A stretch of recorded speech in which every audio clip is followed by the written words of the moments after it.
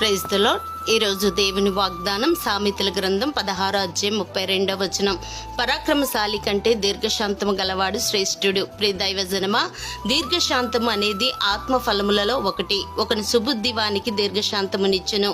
దీర్ఘశాంతం అనగా ఎదుటివారి మాటలు చేతలు మనకెంత కోపము తెప్పించినా కోపపడకుండా ఉండటం. పరాక్రమశాలి కంటే అనగా బలాఢ్యుడి కంటే దీర్ఘశాంతము గలవాడు శ్రేష్ఠుడు. గనుక దేవుని చేత ఏర్పరచబడిన వారును పరిశుద్ధులను ప్రియులు నైన వారికి తగినట్లు దీర్ఘశాంతమును ధరించుకొనండి. ఎందుకంటే మనము నమ్ముకున్న దేవుడు దయావాత్సల్యతలు గలవాడును దీర్ఘశాంతమును బహు కృపయు గలవాడునై ఉన్నారు. ఆమెన్. God bless you.